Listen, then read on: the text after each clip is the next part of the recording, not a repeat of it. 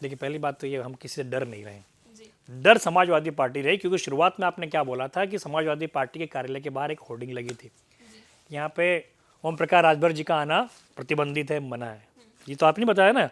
तो डर हम नहीं रहे, समाजवादी पार्टी डर रही है, क्योंकि भारतीय जनता पार्टी से इस समय अगर कोई मुकाबला कर सकता है तो सुहेलदेव भारतीय समाज पार्टी कर सकती है। अगर जब कुर्सी हमारे पास थी उस समय हमने हमारी जिम्मेदारी नहीं निभाई। आज उस कुर्सी पर अगर कोई बैठा है वही चीज वही कर रहा है जो आप कर चुके हो, तो आप कैसे उस आदमी के ऊपर अंगुली उठा सकते हो? आप भी तो वही करके बैठे हो ना। उन पिछड़ों को ठगने का काम आपने किया, उन दलितों को ठगने का आपने काम किया। जब उनको राजनीतिक दावेदारी देने की बारी आई, जब उनको राजनीतिक हिस्सेदारी देने की बारी आई, तब तो आपने किनारा काट लिया। हमने इसी आरक्षण का विरोध किया, हमने प्रमोशन का आरक्षण भी रद्द किया। और आज वही काम अगर भारतीय जनता पार्टी कर रही है तो आप उनको बता रहे हो, आईना दिखा रहे हो। राष्ट्रीय पार्टी है बहुजन समाज पार्टी, राष्ट्रीय पार्टी कांग्रेस पार्टी है, हम तो राष्ट्रीय पार्टी नहीं है ना।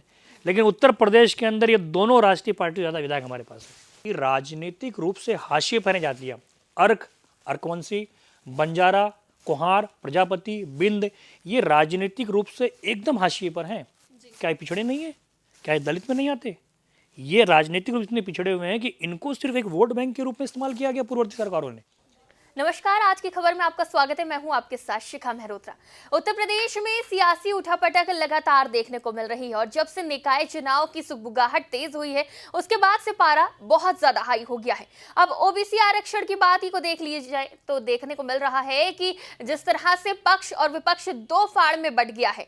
जहां बात हो रही है ओबीसी आरक्षण को लेकर, तो वहीं उत्तर प्रदेश की राजनीति में आए दिन नए रंग देखने को मिल रहे हैं। जहां ओम प्रकाश राजभर की सुभाष कभी सपा छोड़कर कभी भाजपा छोड़कर अपनी राजनीति करती हुई नजर आई है, तो वहीं अब एक बार फिर ये राजनीति अलग करवट लेती नजर आ रही है। बसपा का दामन छोड़कर भाजपा में गए, भाजपा का दामन छोड़कर सपा में गए और अब देखना यह होगा कि अब आगे सुभाषपा प्रमुख किधर जाते हैं। उसके बाद 2024 का चुनाव भी है, निकाय चुनाव को लेकर राजनीति तेज है। आखिर चल क्या रहा है सुभाषपा में, इसको जानने के लिए आज हमने ये चर्चा रखी है और इसमें हमारे साथ जुड़ रहे हैं सुभाषपा के राष्ट्रीय प्रवक्ता सुभाष चंद्र यादव जी।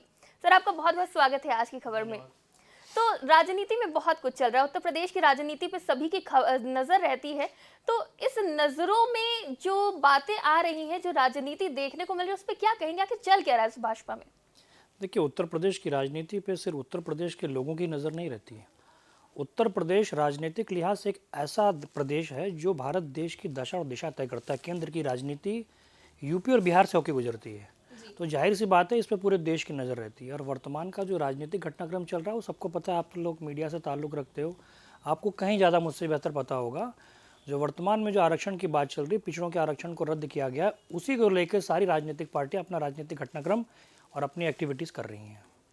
जी, घटनाक्रम तो चल ही रहा है, राजनीति चल रही है, लेकिन आपकी जो दूरियां बढ़ती जा रही हैं सपा प्रमुख से, एक समय में आप लोग एक साथ थे सपा और सुभाषपा, और आज के वक्त में दूरियां इतनी बढ़ गई हैं कि पोस्टर तक लगा दिया सपा ने कि प्रतिबंधित है सुभाषपा प्रमुख का सपा कार्यालय में जाना। देखिए, सबसे बड़ी बात तो ये कि पोस्टर जो लगाया गया है वो उनकी मानसिक दिवालियापन है। वो एक सस्ती लोकप्रियता हासिल करने का जरिया मात्र था। समाजवादी पार्टी सुहेलदेव भारतीय समाज पार्टी की प्रसिद्धि से, हमारे राष्ट्रीय अध्यक्ष माननीय ओम प्रकाश राजभर जी की प्रसिद्धि से बौखलाई हुई है।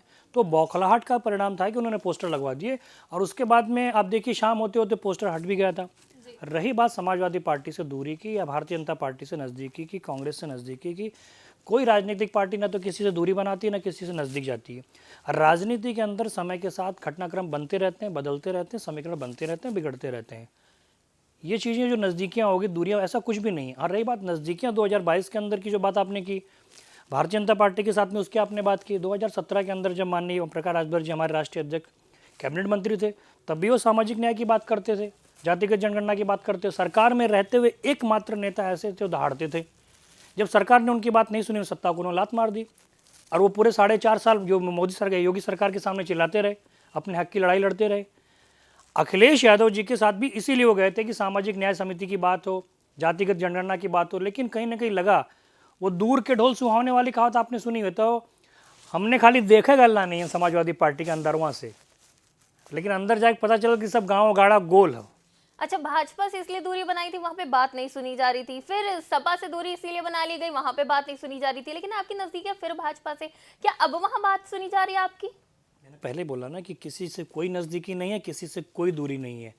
राजनीति के अंदर सब पार्टियां अपने अपने दरवाजे, अपने अपने विकल्प खोल के रखती है। लेकिन मौजूदा वक्त में आपके जो बयान है वो सिर्फ सपा के लिए है, भाजपा के लिए कोई तीखे बयान नहीं नहीं, देखने को बिल्कुल मिलते। ऐसी बात नहीं है। बिल्कुल आरक्षण को लेकर हमने सरकार के ऊपर सवाल उठाए हैं, उनकी मंशा पे सवाल खड़े किए हमने। जी, आप ऐसे कैसे बोल सकते हैं कि हम भारतीय जनता पार्टी सवाल लेकिन नहीं आज करते? भी आपकी प्रेस कॉन्फ्रेंस हुई थी, उसमें तो सारा आप आरोप सपा प्रमुख पे लगा रहे थे, उन्होंने कहा उनकी सरकार में आरक्षण खत्म किया नहीं, गया। तो उस प्रेस कॉन्फ्रेंस का आपने ध्यान से देखा नहीं। आरोप अखिलेश सरकार पे लगा है, साथ ही साथ भारतीय जनता पार्टी की सरकार के ऊपर भी आरोप लगाया हमने, उनकी मंशा भी सवाल खड़ा किए। अखिलेश यादव जो आज आरक्षणों की बात करते हैं, हिमायती बनने का प्रयास करते हैं, 2013 के अंदर उनकी सरकार थी। 4 अक्टूबर 2013 को हाईकोर्ट का आदेश आया था पिछड़ों को आरक्षण देने के लिए, उसके ऊपर अखिलेश सरकार ने भी उसके ऊपर स्टे ले लिया। ये सवाल आप अखिलेश से कहीं पूछिएगा। प्रमोशन के अंदर आरक्षण देने की जब बारी आई थी तो अखिलेश सरकार ने उस प्रमोशन के आरक्षण को रोक दिया था। आज अखिलेश यादव किस मुंह से आरक्षण की बात कर रहे हैं? तो सवाल तो सबसे पहले उन्हीं से बनेगा ना कि आप आज आरक्षण की बात कर रहे हो, पिछड़ों को आरक्षण मिलना चाहिए, बिल्कुल मिलना चाहिए। भारत देश की आबादी 60% मिलना चाहिए। लेकिन जब आपकी सत्ता थी, एक बार आप मुख्यमंत्री थे, 3 बार स्वर्गीय मुलायम सिंह यादव जो मुख्यमंत्री थे, यानी मिला जुला के 4 बार आपकी सत्ता थी उत्तर प्रदेश के अंदर। आपने पिछड़ों के आरक्षण के बारे में क्या सोचा? आपको सिर्फ यादव और मुसलमान ही दिखते थे। कुर्मी, धोबी, पासी, कहार, भर, अर्कवंशी, ये सब कहाँ थे? इन जातियों के नाम भी अखिलेश यादव नहीं जानते थे इससे पहले तक। माननीय ओम प्रकाश राजभर जी की मेहरबानी है कि आज इन जातियों का नाम वो जान गए हैं, वरना इसके पहले जातियों का नाम नहीं जानते थे। तो सवाल तो समाजवादी पार्टी से बनेगा, और ये सवाल हम नहीं पूछ रहे हैं। समाजवादी पार्टी के लोग अगर जाएंगे, विधानसभा चुनाव के अंदर भी गए थे, उनको पता चल गया क्या होगा। अब लोकसभा चुनाव जब नजदीक आ रहा है, इसके अंदर जब जाएंगे तो जनता सवाल पूछेगी कि भैया आरक्षण में प्रमोशन आपने रद्द किया, 4 बार आप मुख्यमंत्री, तब आपने इसकी हिमायत नहीं की। अब आप यहाँ पे एक इंपॉर्टेंट फैक्ट मैं और आपको बता देता हूँ कि जब 2012 से लेके 2017 में जो समाजवादी पार्टी की सरकार थी, और इसके पहले जो नगर निकाय चुनाव हुए थे, वो सेम इसी पैटर्न पे हुए थे। अखिलेश सरकार ने करवाया, तब तो अखिलेश ने ये सब बातें नहीं बोली। और 2007 से 12 के बीच में बहुजन समाज पार्टी की सरकार थी, मायावती जी ने भी इसी पैटर्न पे चुनाव करवाया। तो फिर ये नया तो कुछ नहीं हो रहा है। भारतीय जनता पार्टी उसी पैटर्न को फिर लेके चल रही थी। लेकिन मामला ये है कि समाजवादी पार्टी और बहुजन समाज पार्टी जो पिछड़ों के हित की बात करती है, अति पिछड़ों के हित की बात करती है, दलितों के हित की बात करती है, अति दलितों की बात करती है, वो कहीं ना कहीं इनको ठग रहे थे। लेकिन जब भारतीय जनता पार्टी ने वही पैटर्न यूज किया तो इनको अति पिछड़ों के, अति दलितों की याद आ गई। तो इनका ये वो है कहावत ना, हाथी के मुंह होते हैं जो दांत दिखाने के अलग होते हैं, खाने के अलग होते हैं। तो समाजवादी पार्टी से सवाल बनता है। रही बात भाजपा से, हमने भाजपा से सवाल पूछा है, क्योंकि जिस प्रकार ट्रिपल टेस्ट हुआ था, रैपिड सर्वे हुआ था, जिस प्रकार इन लोगों ने अपनी जो रिपोर्ट हाई कोर्ट के अंदर प्रोड्यूस की थी, तथ्यों को पूरी तरीके से मजबूती के साथ प्रस्तुत नहीं किया। इसी वजह से हाई कोर्ट के अंदर जजमेंट आया ना। तो कहीं ना कहीं सरकार की मंशा पे भी सवाल खड़े होते हैं ना। आज जिस आयोग गठन करने की बारी आई, आज आयोग गठन हो गया। हाई कोर्ट भी तो एक बात बोल रहा था बार बार, अगर ये ट्रिपल टेस्ट होता है, ट्रिपल टेस्ट देखिए जान लीजिए, सबसे बड़ी बात, एक ग्राउंड रिपोर्ट की सर्वे होती है। नगर निगम के जो अधिकारी होते हैं वो पहले जमीनी स्तर पर जाके सर्वे करते हैं, उस रिपोर्ट को नगर निगम के अधिकारियों को सौंपते हैं, वो ट्रिपल सेकंड टेस्ट हो जाता है। नगर निगम के अधिकारी उस रिपोर्ट को टैली करते हैं, अगर वो सही पाई जाती है तब वो देते हैं शासन को, शासन उसको टैली करने के बाद में आयोग को भेजता है।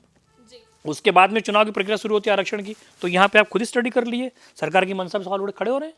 जी, ये तो राजभर ने कहा ही है कि अधिकारियों ने गलती करी है और सही तरीके से आरक्षण में जो फैसला जो अभी तक नहीं देखने को मिला वो आया है सामने। लेकिन अगर बात करी जाए सरकार की, तो सरकार ने अब याचिका जैसा कहा था कि सुप्रीम कोर्ट में दायर करेंगे, वो दायर कर दिया है। अब आप क्या कहेंगे? देखिए, हम लोगों की सिर्फ एक ही मांग है, हाईकोर्ट के फैसले पे हम लोगों ने सवाल उठाया था, और हमारी एक ही मांग है, जब तक आरक्षण लागू नहीं हो जाता तब तक हम लोग चुनाव नहीं होने देंगे, और ना हम लोग चुनाव के अंदर जाएंगे। रही बात हाईकोर्ट के अंदर जाने की, सरकार को जाना था।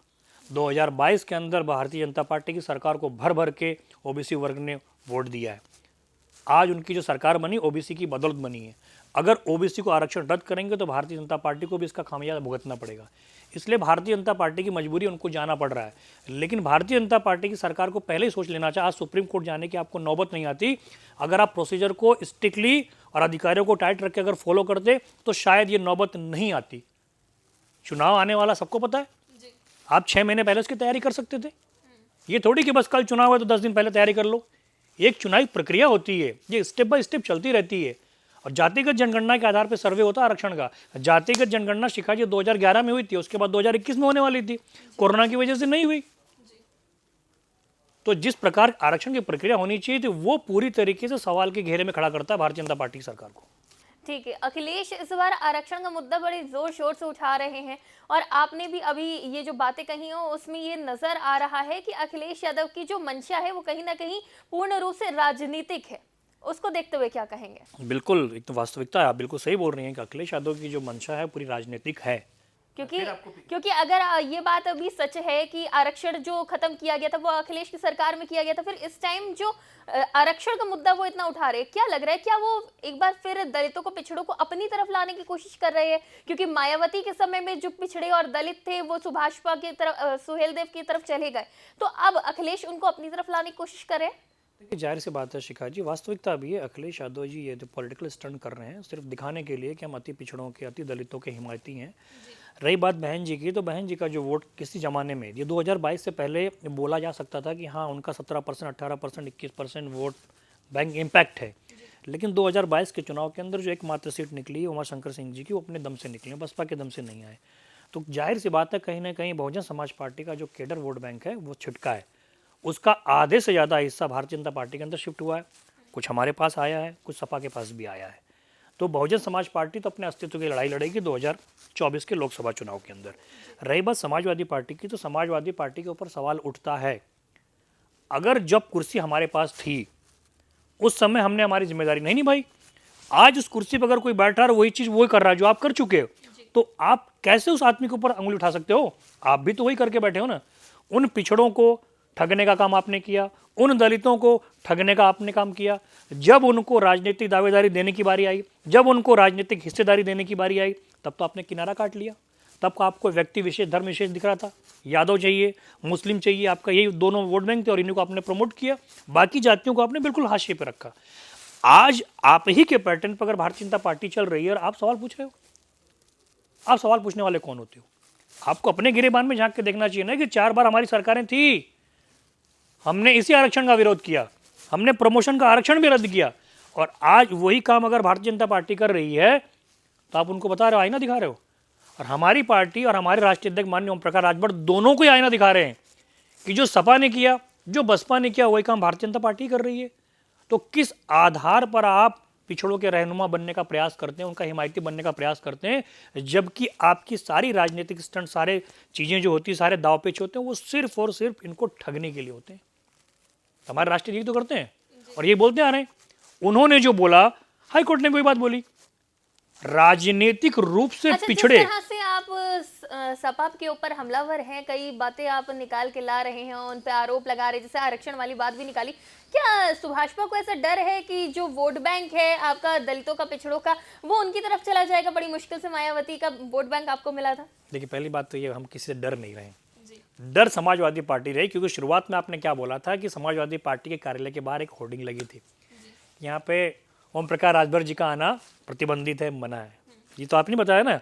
तो डर हम नहीं रहे, समाजवादी पार्टी डर रही है, क्योंकि भारतीय जनता पार्टी से इस समय अगर कोई मुकाबला कर सकता है तो सुहेल देव भारतीय समाज पार्टी कर सकती है। लेकिन आप मुकाबला करते तो नजर नहीं आ रहे, आप तो उनसे मेलजोल बढ़ाते नजर आ रहे हैं। कहाँ हम लोग मेलजोल बढ़ा रहे, बताइए जरा। तो क्यों ब्रिजेश पाठक से मिलना, उसके बाद अटल फाउंडेशन की बड़ी जिम्मेदारी मिल जाना।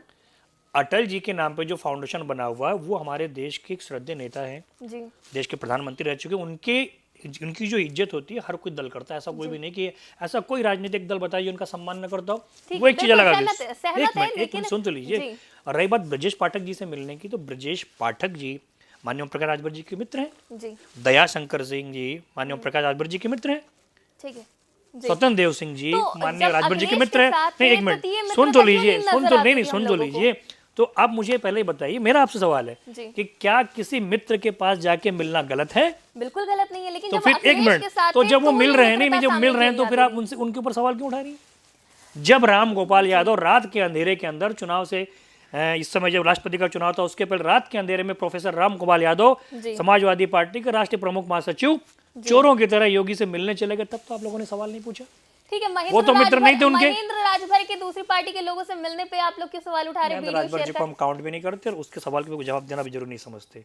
क्यों वो आपने दगे नहीं हुए करा है? कारतूस थे। अगर आप ब्रिजेश पाठक से मिले या फिर किसी और से मिले तो आप सही कर रहे हैं, आप अपनी मित्रता निभा रहे हैं। लेकिन अगर कोई और मिल रहा है तो उस पर आप सवाल उठाते हैं, वीडियो शेयर करके आप कई सवाल उठाते हैं, उन्नको गलत बता देते हैं। बहुत अच्छा सवाल है। पहली बात तो हमने क्या सवाल उठाया? हमने कोई सवाल नहीं उठाया। जब महेंद्र राजभर पार्टी छोड़कर चले गए, उन्होंने अपनी पार्टी बनाई, तो हमारे नेता माननीय ओम प्रकाश राजभर जी ने यही बोला कि समाजवादी पार्टी इनको फंडिंग कर रही है और इनको सामने खड़ा करके हमारी पार्टी को तोड़ने का षड्यंत्र रच रही है। ये हमारे नेता ने कहा और उसी को प्रूफ करके दिखाया उस वीडियो ने। अब उस वीडियो के अंदर महेंद्र राजभर चोरों की तरह जा रहे हैं मिलते हुए और बोल रहे हैं कि नहीं, मैं उनसे मिलने के लिए नहीं गया। और वहीं उनके उलट उदयवीर सिंह जी, समाजवादी पार्टी के नेता, वो बोल रहे हैं कि हाँ मैं लेके गया मिलने के लिए। तो यही समझ में आ जाता है ना दोनों के बयानों के अंदर विरोधाभास। और यही चीज़ तो हम उत्तर प्रदेश की जनता को समझाना चाह रहे हैं कि महेंद्र राजभर सिर्फ और सिर्फ समाजवादी पार्टी की फंडिंग की बदौलत अपनी पार्टी को खड़ी किया है और उसका मकसद सिर्फ एकमात्र ये है कि सुहेलदेव भारतीय समाज पार्टी को तोड़ा जाए। लेकिन सुहेलदेव भारतीय समाज पार्टी का एक एक कार्यकर्ता मजबूत टूटने वाला नहीं है। जी, अगर वो मिल रहे तो आपको तकलीफ हमको क्यों कहाँ हो रही है? तकलीफ हुई? आप भी तो मिल रहे हैं भाजपा के हमको नेताओं से। तकलीफ कहाँ हुई? जी। तकलीफ कहाँ? हमने तो यही बात बोली ना। हमने तो यही बात बोली कि जो व्यक्ति बोल रहा था कि मैं किसी के साथ नहीं हूँ, जी। वो व्यक्ति मिलने जा रहा है। और उस वीडियो के अंदर जब पूछा गया, हमारे राष्ट्रीय प्रमुख प्रवक्ता आदरणीय अरुण जी ने पूछा कि आप कहाँ गए थे, तो उन्होंने क्या बोला कि मैं मेरे काम से गया था, वहाँ नहीं गया था। जबकि गाड़ी के अंदर जाते हुए देखा गया था उनको, उस वीडियो में स्पष्ट देखिएगा। और उन्होंने झुठला दी उस चीज़ को। और वहीं उदयवीर सिंह जी ने स्पष्ट बोल दिया कि हाँ हमारे साथ आए थे तो क्या हो गया। ठीक तो है, हम यही बताना चाह रहे थे। थे। ऐसे आरोप लग तकलीफ रहे हैं नहीं। कि आप भी भाजपा से मेलजोल बढ़ा रहे हैं। और देखिए, जिस आप तरह बात समझे नहीं। नहीं, आप जब सपा के साथ थे तब क्यों इन दोस्ती सामने नहीं आती थी? तब तो ब्रिजेश पाठक से मिलने नहीं जाते थे आप? कब नहीं मिलने आते थे हम लोग? जब सपा के साथ आपकी अच्छी मित्रता थी, जब सपा के अच्छे साथ संबंध थे। सपा के साथ जब हमारी अच्छी मित्रता थी 2022 के विधानसभा चुनाव के अंदर गठबंधन हुआ, तब मित्रता थी। उस समय सारी पॉलिटिकल पार्टियां चुनावी मैदान के अंदर थी। उस समय व्यक्ति अपनी मित्रता निभाने तो जाएगा नहीं, इस समय भी तो क्योंकि उस समय चुनाव की रणभेरी बच चुकी थी। इस समय भी चुनाव का माहौल है। इस समय कहाँ चुनाव का माहौल? आचार संहिता लगी नहीं अभी तक तो। आचार संहिता नहीं लगी, लेकिन माहौल तो वही है। माहौल तो उत्तर बयानबाजी उत्तर प्रदेश, देखने मैंने को बताया ना, मिल रही है। उत्तर प्रदेश राजनीतिक रूप से इतना समृद्ध राज्य है कि आपके यहाँ पे बयान हमेशा आपके चुनावी बयान बयार भी चलती ऐसे रहती होते है। हैं कि पहले से स्वास्थ्य व्यवस्था बदल हो चुकी है और बहुत बेहतर हो गई है, जो क्राइम रेट था वो भी कम हो गया है। अब आपको कोई कमी नहीं नजर आती, लेकिन पहले नजर आती थी जब आप सपा के साथ थे। देखिए, सही को सही बोलना और गलत को गलत बोलना हमारे नेता की निशानी है, क्योंकि वो शेर की तरह चिल्लाते हैं, शेर की तरह दहाड़ते हैं। अगर कुछ सही है तो उसको बोलेंगे ना हम सही है। जी। स्वास्थ्य व्यवस्था को हमने बोला सही है। आज हमने सरकार की मंशा पे सवाल खड़े क्योंकि आपके मित्र स्वास्थ्य मंत्री बन गए इसलिए। आप सुन तो लीजिए पहले। जी। जब हमने अच्छा बोला तो आपने हमारे ऊपर सवाल निशान लगा दिया। आज हम बोल रहे हैं कि सरकार की मंशा के ऊपर हमारे सवाल खड़े होते हैं, पिछड़ों के आरक्षण के ऊपर, तब तो आप नहीं बोल रही हो। क्या है, हम सरकार को फेवर कर रहे हैं? हम गलत को गलत बोल रहे हैं और सही को सही बोल रहे हैं। तो जो व्यक्ति सही को सही बोले, जो व्यक्ति गलत को गलत बोले, वो सही मायनों में व्यक्ति सही होता है। तो यहाँ मित्रता वाली बात ही नहीं है। मित्रता अपनी जगह है, राजनीति अपनी जगह, पॉलिटिकल पार्टियां अपनी जगह, तीनों अलग अलग चीजें होती हैं। ठीक है, जिस तरह से 30 दिसंबर को मायावती अहम बैठक करने वाली, उसको लेकर क्या कहेंगे? एक बार फिर से वो सक्रिय होती नजर आ रही हैं और जो आपका वोट बैंक है दलित और पिछड़ों का है, हमेशा दलित और पिछड़ों के लिए मायावती खड़ी रही हैं, और अब जो वो फिर से सक्रिय होंगी, क्या आपका वोट बैंक उधर जा सकता है वापस लौट के? देखिए, सुहेलदेव भारतीय समाज पार्टी का वोट बैंक कहीं खिसकने वाला नहीं है। उल्टा सुहेलदेव भारतीय समाज पार्टी का वोट बैंक बढ़ रहा है और आने वाले लोकसभा चुनाव के अंदर बढ़ेगा। रही बात बहन जी के सक्रिय होने की, दलितों की हिमायती बनने के प्रयास कर रही, आज दलित भी समझ चुका है कि सुश्री बहन मायावती ने सिर्फ दलितों को ठगने का काम किया। आज बहन मायावती के आसपास जितने भी लोग, अगर उनकी नेशनल बॉडी निकाल दी जाए, उत्तर प्रदेश स्टेट की कमेटी की बॉडी निकाल दी जाए, तो उसमें आपको 80 से 90% सवर्ण कास्ट के लोग मिलेंगे। पिछड़े छोड़ दीजिए, तो दलित बच्चे कहाँ वहाँ पे? वो दलित भी समझ रहा है कि बहन मायावती जो है वो सिर्फ दलितों का वोट बैंक लेती हैं। उनको जब उनके हक देने की बारी आई थी, वो हक नहीं देती, क्योंकि बहुजन समाज पार्टी BS4 के गठन के बाद मान्यवर कांसीराम जी की बनाई हुई पार्टी है। और मान्यवर जी का जो मिशन था, उस मिशन से बहुजन समाज पार्टी, वर्तमान की पार्टी, और मायावती जी पूरी तरह भटक चुकी हैं। तो दलित भी जान रहा है, तो दलित वैसे ही उनसे दूर होने वाला है, ये चाहे कितनी बैठकें कर लें। मैंने बोला ना आपको, ये अपने अस्तित्व की लड़ाई लड़ेंगे 2024 की लोकसभा में, क्योंकि नगर निकाय चुनाव में हमेशा से उत्तर प्रदेश के अंदर भारतीय जनता पार्टी और समाजवादी पार्टी की टक्कर होती आई है, और इस नगर निकाय चुनाव के अंदर भी टक्कर देखने को मिलेगी। लेकिन इसके अंदर मजबूत फैक्ट के रूप में अगर कोई उभर रहा है तो सुहेलदेव भारतीय समाज पार्टी उभर रही है। क्योंकि विवादित बयानों से, विवादित बयानों से नहीं, बता रहा हूँ ना लॉजिक। राष्ट्रीय पार्टी है बहुजन समाज पार्टी, राष्ट्रीय पार्टी कांग्रेस पार्टी है, हम तो राष्ट्रीय पार्टी नहीं है ना। लेकिन उत्तर प्रदेश के अंदर ये दोनों राष्ट्रीय पार्टी ज़्यादा विधायक हमारे पास है, उनसे ज़्यादा वोट परसेंट हमको मिला, उनसे ज़्यादा वोट शेयर हमारा है, तो हम उनसे मजबूत हुए ना। तो भारतीय जनता पार्टी और समाजवादी पार्टी से लड़ कौन रहा है? हम लड़ रहे हैं, इसलिए हम मजबूत विकल्प हैं उत्तर प्रदेश के अंदर। बसपा की नीतियों पे चलते हुए आप अपनी राजनीति मजबूत कर रहे हैं। नहीं, हम किसी पार्टी की नीति पे क्यों चलेंगे? हमारी खुद की नीति चलेगी। उनकी भी तो नीतियां यही थी कि दलितों और पिछड़ों का साथ लेके चलना, और आप भी यही कर रहे हैं। लेकिन दलित और पिछड़ों को आप कैसे ये बताएंगे कि उनके लिए आप सही हैं? क्योंकि आप भी पार्टियां बदलते रहते हैं, वो भी तो ये देखती होंगी कि हमें कैसे समर्थन करना। अगर वो आपको अपना समर्थन दे रही है तो आप अपना समर्थन कभी बसपा को दे दे रहे, कभी भाजपा को दे दे रहे, कभी सपा को दे दे रहे। सबसे पहले बात तो आपको बोल दूं, हम किसी पार्टी में गए नहीं थे, हमारा एक राजनीतिक दल है, वो गठबंधन हुआ था 2017 से पहले। भारतीय जनता पार्टी से हमारा गठबंधन हुआ, हमारे एमएलए जीते, माननीय ओम प्रकाश राजभर कैबिनेट मंत्री बने, और मंत्री बनने के बाद में उनकी पहली शर्त जो थी वही थी कि सामाजिक न्याय समिति की रिपोर्ट को लागू किया जाए और जातिवार जनगणना को कराया जाए। वो बार बार यही बात बोलते रह गए, लेकिन योगी सरकार ने उस समय उनकी बातों को ध्यान नहीं दिया, तवज्जो नहीं दी। आखिर में मजबूर होकर माननीय ओम प्रकाश राजभर जी ने मंत्री पद से इस्तीफा दे दिया, उससे मैं गठबंधन से बाहर हो गए, और 4 साल लगातार 22 तक, इस चुनाव से पहले तक योगी सरकार को इस मुद्दे पर घेरते हुए आए। रही बात दलितों की हिमायती बनने की, पिछड़ों की हिमायती बनने की, हम हिमायती नहीं बन रहे, हम अति पिछड़े अति दलित। मैंने आपको फिर बोला ना कि राजनीतिक रूप से हाशिए पर हैं जातियां, अर्क, अर्कवंशी, बंजारा, कुहार, प्रजापति, बिंद, ये राजनीतिक रूप से एकदम हाशिए पर हैं। क्या ये पिछड़े नहीं है? क्या ये दलित में नहीं आते? ये राजनीतिक रूप से इतने पिछड़े हुए हैं कि इनको सिर्फ एक वोट बैंक के रूप में इस्तेमाल किया गया पूर्ववर्ती सरकारों ने। हम उन्हीं जातियों को तो जगाने का प्रयास कर रहे हैं। आज अगर वही जातियां अधिकार मांग रही हैं हमारे साथ खड़े होकर, तो हम क्या कर रहे हैं? गलत कर रहे हैं क्या उनका? उनको अपने अधिकार के बारे में पता चल गया है कि भारतीय जनता पार्टी ने भी हमारे साथ अन्याय किया, पूर्ववर्ती सरकारें समाजवादी पार्टी ने हमारे साथ अन्याय किया, बहुजन समाज पार्टी ने हमारे साथ अन्याय किया। तो अब ये सब जातियां लामबंद हो रही है, क्योंकि इन्हें पता है कि हमारे हक की लड़ाई अगर कोई लड़ सकता है इस देश के अंदर, इस प्रदेश के अंदर, तो माननीय ओम प्रकाश राजभर जी हैं, क्योंकि वो दहाड़ते हैं। विधानसभा के अंदर भी उन्होंने मामला उठाया था और समाजवादी पार्टी के विधायक हो हल्ला करने लग गए थे। अभी फुटेज होंगे देखिएगा, उससे समाजवादी पार्टी की मंशा के ऊपर ही सवाल खड़े होते हैं कि हमारा नेता जब ओबीसी वर्ग की बात करता, पिछड़े की बात करता, दलित की बात करता है, और आप हल्ला मचाते हो। वो पूरे प्रदेश ने देखा था विधानसभा की कार्रवाई। तो कहीं ना कहीं अति दलितों को, अति पिछड़ों को ये समझ में आ रहा है कि अगर हमारा कोई रहनुमा बन सकता है तो माननीय ओम प्रकाश राजभर जी। पिछड़ों और अति पिछड़ों का सहारा बन रहे हैं, तो आपको भी तो एक सहारे की जरूरत है। आप किसको तलाश रहे हैं? देखिए, हम किसी को नहीं तलाश रहे हैं, हमारा पूरा फोकस नगर निकाय चुनावों के ऊपर है जी। हमारा संगठन काम कर रहा है जी। अभी बीच में हमारा सावधान यात्रा निकली थी, आपको पता ही है, बिहार तक पहुंची थी, बिहार में समापन हुआ था जी। अभी हम पूरा प्रदेश व्यापी, मंडल व्यापी महिला सम्मेलन कर रहे हैं। मऊ के अंदर हुआ था, परसों यहाँ पे हुआ सुल्तानपुर के अंदर, उसके बाद में और भी 2-4 कार्यक्रम महिलाओं के होने वाले हैं। हम सिर्फ और सिर्फ इस समय संगठन के ऊपर जोर दे रहे हैं, हम किसी के नजदीक जाने का प्रयास नहीं कर रहे हैं। क्या लगता है कि अकेले आपकी नैया पार लग जाएगी? क्यों नहीं लगेगी? इसके पहले नगर निकाय चुनाव के 3 दर्जन से ज्यादा हमारे लोग चुन के आए हैं जी। न जाने कितनी पंचायतों के अंदर, जाने कितने नगर निकाय में सेकंड पे हम लोग आए हैं। पूर्वांचल के अंदर मजबूत दबदबा रखते हैं, और इस समय तो हमारा संगठन पश्चिम के अंदर भी स्ट्रांग हो गया है। तो नगर निकाय चुनाव आप अकेले लड़ेंगे? बिल्कुल, हम लोग अकेले लड़ेंगे। 24 का चुनाव? 24 के चुनाव बहुत समय है, अभी देखती जाइए। वो तो तो हमारा आपके जो बयान है वो इतना भाजपा समर्थक क्यों है? भाजपा समर्थन कहाँ आ गया इसमें? भाजपा समर्थन कहाँ आया बताइए? आए दिन आपके बयान देखने को मिलते हैं जिसमें एक तरफ तीर चल रहे होते सपा पे, तो समर्थन होता है भाजपा पे। नहीं, हमारे नेता दोनों सवाल करते हैं, आप उसके परिप्रेक्ष्य में जाने का प्रयास करिए। आपको बार बार समाजवादी पार्टी के ऊपर जो सवाल दागे जाते हैं वही क्यों दिखते हैं आपको? आप ये भी तो देखिए ना, जब भारतीय जनता पार्टी जब सवाल किया जाता है वो आप क्यों नहीं बताते हो? आपने एक बार भी नहीं बोला कि हाँ सरकार की मंशा पे हम लोगों ने सवाल खड़े किए। आपने एक बार भी नहीं बोला कि सामाजिक न्याय समिति वाली बात के ऊपर हमारे नेता माननीय ओम प्रकाश राजभर जी बोलते हैं।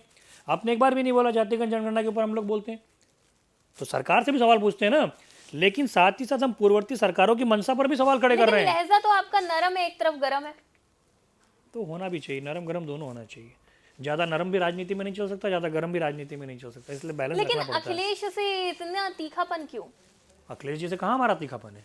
क्यों? जिस तरह के आपके बयान आते हैं हमेशा कटाक्ष करते रहते हैं, वो चाहे सुभाषपा प्रमुख हो या फिर उनके बेटे हो या फिर जितने प्रवक्ता हो। नहीं, कटाक्ष क्यों नहीं करेंगे? जो वो करके बैठे हैं जी। जो उन्होंने किया है उसी के ऊपर कटाक्ष किया जा रहा है ना। जब वो अपनी बीवी के लिए प्रचार करने गए थे तब भी आप लोगों ने नहीं बख्शा। पूर्व के अंदर भी आपका मेरा इंटरव्यू हुआ, तब भी मैंने आपको बोला था सगे चचेरे भाई के लिए आजमगढ़ प्रचार करने के लिए नहीं गए थे। अपने मेहरारू के लिए चले गए थे। तो क्या गलत बोला हमारे राष्ट्रीय नेता माननीय ओम प्रकाश राजभर जी ने? जी। उन्होंने यही बोला था ना आजमगढ़ के अंदर कि एक बार अगर निकल जाते तो शायद आजमगढ़ का परिणाम कुछ और होता। हमारा गठबंधन हुआ था 2022 के विधानसभा चुनाव को ध्यान में रखते हुए, लोकसभा के अंदर हमारा गठबंधन नहीं था। अखिलेश जी ने सीट छोड़ी विरोधी दल नेता बनने के बाद में, उपचुनाव हुआ, अखिलेश जी क्यों नहीं गए? हमारे नेता ने ठेका लेकर रखा था, लेकिन हमारे नेता गए, धूप में निकले, पसीने बहाए। और ये बात तो धर्मेंद्र यादव ने भी बोली कि अखिलेश भैया आ गए होते तो चुनाव का परिणाम कुछ और होता। तो हमारे नेता ने क्या गलत बोला? बिल्कुल सही बोला। आप अपने सगे चचेरे भाई के लिए नहीं आ सकते, अपनी मेहरारू के लिए चले जाते हो। तो हमारा नेता वही बोलता है जो सही है, बस उसको लोग अलग तरीके से ले लेते हैं कि भैया कटाक्ष कर रहे हैं, तीखे तेवर अपना रहे हैं, तीर मार रहे हैं। वो सही बोलते हैं, लोगों को अपने आप तीर लग जाता है वो। अच्छा, मायावती की राजनीति को देखते हुए क्या कहेंगे, क्योंकि काफी समय से वो गायब थी और अब अचानक से वो बैठक कर रही हैं 24 और निकाय चुनाव पे मंथन कर रही है, वो भी निकाय चुनाव जिसमें कभी उन्होंने हाथ नहीं आजमाया। अच्छा, पहले ही बताइए कि कहाँ सक्रिय हुई और कहाँ बैठक कर रही है? उनकी बैठक कहाँ चल रही है? 30 दिसंबर को है। बस वो माल एवेन्यू कार्यालय में। वो महारानी समझते हैं अपने आप को। वो अपने आलिशान बंगले के अंदर ही बैठक करेंगे चुने चुने 10 लोगों को लेके। और नगर निकाय चुनाव के अंदर हाथ पर इसलिए मारना चाह रही हैं कि उनका वोट बैंक खिसक गया है। वो देखना चाह रही है कि क्या होने वाला है, ताकि 2024 की तैयारी करें। अरे जो पार्टी राष्ट्रीय पार्टी हो, जो पार्टी उत्तर प्रदेश के अंदर 4 बार सरकार बना चुकी हो, वो पार्टी 2022 के विधानसभा चुनाव के अंदर एक सीट पर सिमट जाती है, तो आप खुद अंदाजा लगा लीजिए, खत्म है वो, खत्म है वो। मायावती जी महारानी बन के रहेंगी बस, और कुछ होने वाला नहीं है। जाता है, ये भी आरोप लगाए जाते हैं कि कहीं ना कहीं बसपा के उतरने से सपा को नुकसान होता है और बीजेपी को फायदा होता है, और अगर इस बार भी वो निकाय चुनाव में उतरी या 24 के चुनाव में उतरी तो सपा को नुकसान होगा। देखिए, सपा को नुकसान होगा या भाजपा को फायदा होगा, इसके बारे में आप सपा के प्रवक्ता से पूछिएगा कि उनको नुकसान हो रहा है कि नहीं हो रहा। उसके बारे में हम बोलने के लिए इसमें नहीं है। हम हमारी पार्टी की बात करेंगे। ठीक है, आपकी किसी के लड़ने से करी जाए, अगर आप ही की पार्टी की बात करी जाए, आपने सपा से तो अच्छी खासी दूरी बना ली, उन्होंने भी बड़ा सा पोस्टर लगा के आपके मुंह पे दरवाजा बंद कर दिया, तो कहीं ना कहीं बी पार्टी मायावती की पार्टी को कहा जाता है आपका समर्थन भाजपा की तरफ जा रहा है। क्या ये तीनों एक साथ 24 में दिख सकते हैं? देखिए, पहली बात तो मैं स्पष्ट कर दूं कि जो कार्यालय पे जो बोर्ड लगा था, मैंने फिर बताया ना जी, वो समाजवादी पार्टी हमारी पार्टी की प्रसिद्धि से बौखलाई हुई है, हमारे नेता से बौखला गई है जी। इसीलिए सस्ती लोकप्रियता को हासिल करने के लिए वो बोर्ड लगाया गया था। वरना आप भी राजनीतिक नब्ज के ऊपर नजर रखती हैं, चीज़ों को देखिए, इस तरह के पोस्टर्स नहीं लगते हैं जी। पोस्टर वार तो अखिलेश यादव और शिवपाल के अंदर भी हुए थे, शायद आपको याद होगा, पार्टी बनने से पहले बहुत सारी चीज़ें हुई थी, उसको कोई चलाना नहीं चाहता। लेकिन ये है कि जब शहर में आपकी बुराई होने लगे तो समझ लीजिए आपके नाम का भी सिक्का चलता है। जी। तो हमारे ओम प्रकाश राजभर जी का, हमारे नेता का बुराई हो रही, इसका मतलब ये तो वास्तविकता है कि हमारे नेता का सिक्का चलता है उत्तर प्रदेश की राजनीति में। जी। हमारे नेता को, हमारी पार्टी को इग्नोर नहीं कर सकता। जी।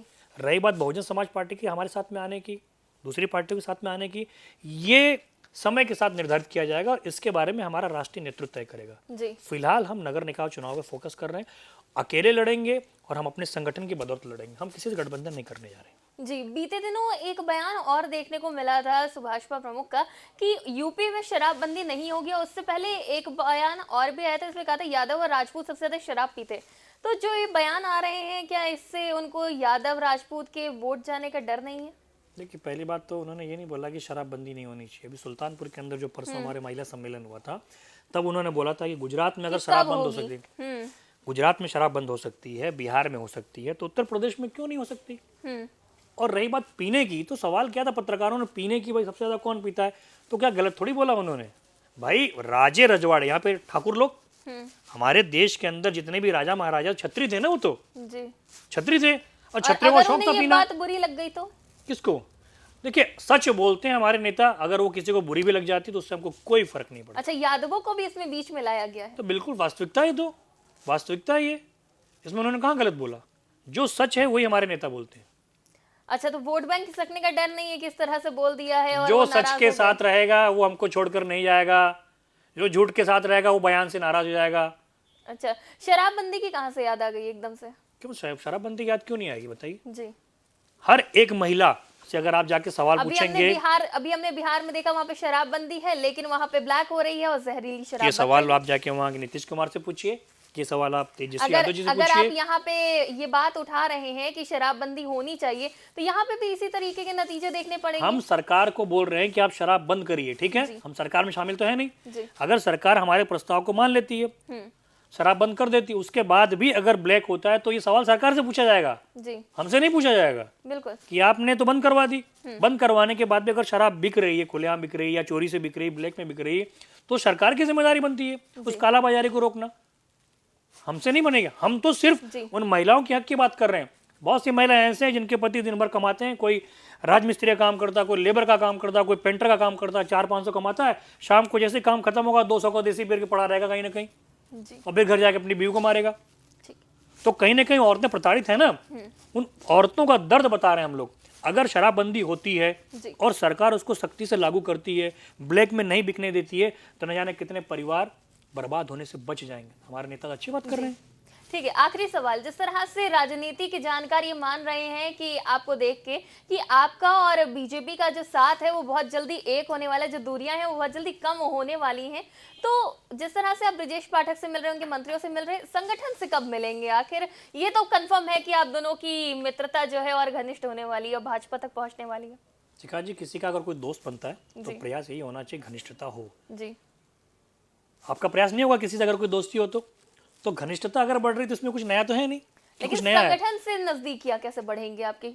संगठन से नजदीकियां क्यों बढ़ाएंगे हम ये तो हमारे ये पार्टी तो के संगठन को कह देखें। रहे कि आपकी बढ़ी रही है, लेकिन ये बस इस पल का इंतजार है कि कब आप मिलते हैं। देखिए, जानकार तो बहुत कुछ कहते रहते हैं, जी कुछ तो लोग कहेंगे, लोगों का काम है कहना, जी तो हम लोगों पे ध्यान नहीं देते।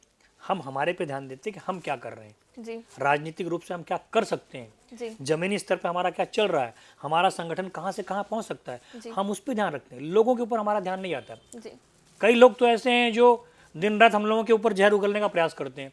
अब समाजवादी पार्टी का आपने जिक्र किया, सुबह अखिलेश यादव की होगी ओम प्रकाश राजभर जी के नाम से, दोपहर होगी अरविंद राजभर जी के नाम से, शाम होती है तो अरुण राजभर का नाम लिए बिना उनको नींद नहीं आएगी। तो उनका काम ही बचा ही है, उसके अलावा उनको कोई काम नहीं है। तो न तो हम किसी के नज़दीक जा रहे हैं, न हम किसी के दूर जा रहे हैं। हम अपने संगठन पे फोकस कर रहे हैं, हमारे संगठन को मजबूत करने का प्रयास कर रहे हैं, महिला सम्मेलन आयोजित कर रहे हैं, और नगर निकाय चुनाव में पूरा हमारा जोर रहेगा। और 2024 के बाद उसमें भी समय है, और समय के साथ साथ चीज़ें जैसी बनती रहेंगी, बिगड़ती रहेंगी, आपको पता चलता ही रहेगा कि क्या होने वाला है। जी बिल्कुल, बहुत बहुत शुक्रिया हमारे साथ जुड़ने के लिए और तमाम सवालों का जवाब देने के लिए। तो हमारे साथ सुभाषपा के राष्ट्रीय प्रवक्ता सुभाष चंद्र यादव जुड़े थे, जिन्होंने हमारे कई सवालों का जवाब दिया और ये भी बताया कि आखिर उनकी नज़दीकी भाजपा से कितनी बढ़ रही है, आखिर कब इस नज़दीकियों का जो परिणाम है वो हमें देखने को मिलेगा। हालांकि उनका तो ये कहना है कि नज़दीकियां नहीं बढ़ रही हैं, ये सिर्फ अपने संगठन को मजबूत कर रहे हैं, लेकिन वक्त बताएगा कि आखिर कितनी जल्दी ये समय आता है जब भाजपा और सुभाषपा एक हो जाती है। क्योंकि जो परिणाम हम लोगों को देखने को मिल रहे हैं, जिस तरह की बयानबाजी देखने को मिल रही है, उससे तो यही लग रहा है कि दोनों में नज़दीकियां बढ़ रही हैं और सपा से दूरी बढ़ती ही जा रही है। तमाम देश और दुनिया के लिए हम लेके आएंगे आपके लिए खबरें, आप देखते रहिए आज की खबर। नमस्ते, मैं हूं रवि त्रिपाठी और आज की खबर के सारे दर्शकों को नए साल की बहुत सारी शुभकामनाएं। आप सबका नया साल बहुत ही शुभ हो, स्वस्थ रहें और मस्त रहें।